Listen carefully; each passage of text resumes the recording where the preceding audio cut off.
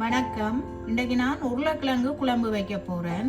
இந்த உருளைக்கிழங்கு குழம்பு வைக்கிறதுக்கு நான் உருளைக்கிழங்கு அவிச்செடுத்து போட்டு தான் வைக்க போகிறேன். அதுக்கு 3 பெரிய உருளைக்கிழங்கு எடுத்து சீவி 2 வெட்டிட்டு அவிய வச்சிருக்கிறேன்.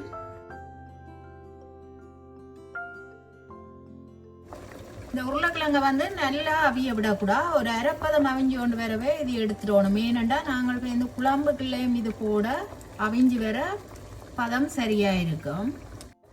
இப்போ நான் இந்த உருளைக்கிழங்கை எடுத்து ஒருக்கா குளிர் தண்ணியில் கொஞ்ச நேரம் விட போகிறேன். இப்படியே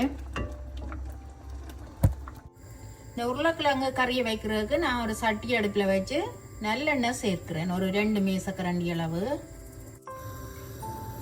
எண்ணெய் சூடாக கடுகு சேர்ப்போம். அதோட பெருஞ்சீரகம் சேர்ப்போம். உள்ளி வட்டி வச்சிருக்கிறேன், அதை சேர்ப்போம்.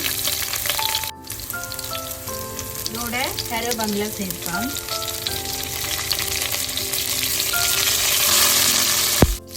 இனிமேல் வெங்காயம் பச்சை சேர்ப்போம்.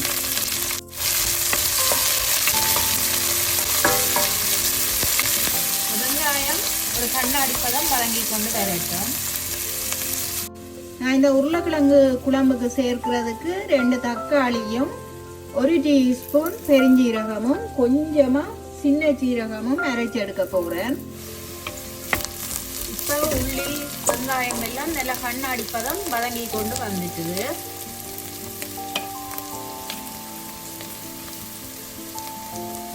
இதுக்கு இனிமே வெந்தயம் சேர்ப்போம். சேர்த்துட்டு ஒரு கொஞ்சமா தனிமிளகாய் பவுடர் சேர்ப்போம். இந்த வெங்காயத்தோட எல்லாம் சேர்ற மாதிரி நல்லா கலந்து ஒரு நிமிஷம் வதங்க விடுவோம். இதை இப்போ இந்த தூள் போட்டு ஒரு நிமிஷத்தால நான் இந்த அரைச்சி எடுத்த தக்காளியை சேர்க்க போகிறேன்.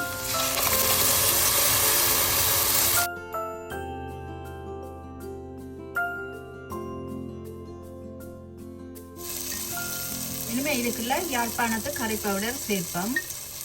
ஒரு 2.5 டீஸ்பூன் சேர்ப்போம். தனிமிளகாய் பவுடரும் சேர்த்த நாடி காணும் உழைப்புக்கு.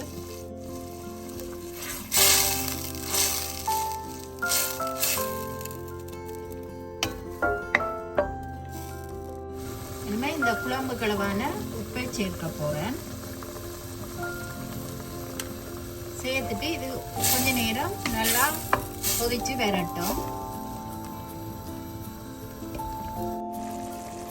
இப்போ இது எண்ணெய் புரிஞ்சு அப்படியே நல்லா கொதிச்சு கொண்டு வந்துட்டுது. இந்த நேரத்தில் நான் அவிச்செடுத்த உருளைக்கிழங்கை சேர்க்க போகிறேன்.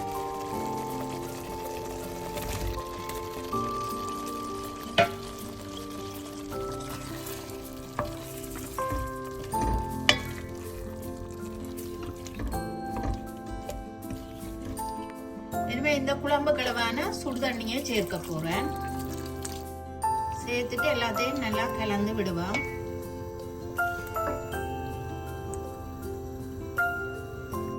ஊரில் நாங்கள் உருளைக்கிழங்கு கறி வைக்கிறோண்டா இப்படித்தான் அவிச்சு எடுத்து வைப்போம். ஏனெண்டா அங்கத்தை உருளைக்கிழங்கு அவிய நேரம் இடுன்றதால.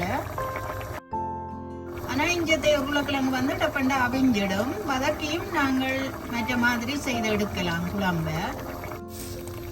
மற்றதை அவிச்சு போட்டு வச்சோம்னா குழம்பு நல்லா தடிப்பாயும் நல்ல ஒரு டேஸ்டாயும் இருக்கும். இதுக்கு பழப்புளி கரைச்சி வச்சிருக்கிறேன், அதை சேர்க்க போறேன். தேசி புளியும் விடலாம். இதுக்கு எல்லாத்தையும் நல்லா கலந்து விடுவோம். இதோட திக்கான தேங்காய் பாலும் கொஞ்சம் சேர்க்க போறேன்.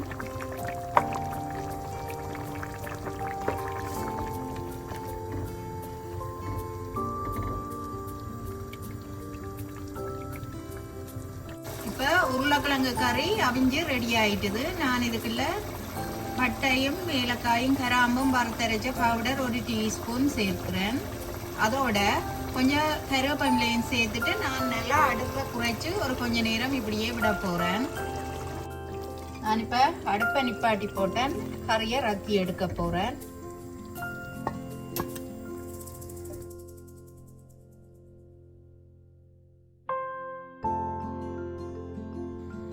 நான் இப்போ உருளைக்கிழங்கை அவிச்சு எடுத்து நல்ல காரசாரமான ஒரு குழம்பு வச்சு எடுத்துட்டேன். இந்த குழம்பு ரொட்டியோட வெள்ளைச்சோறு புட்டோட சாப்பிட நல்ல ஒரு டேஸ்டா இருக்கும். நான் செய்த இந்த செய்முறை உங்களுக்கு பிடிச்சிருந்தா எங்களோட சேனலுக்கு ஆதரவு தாங்கோ. நன்றி.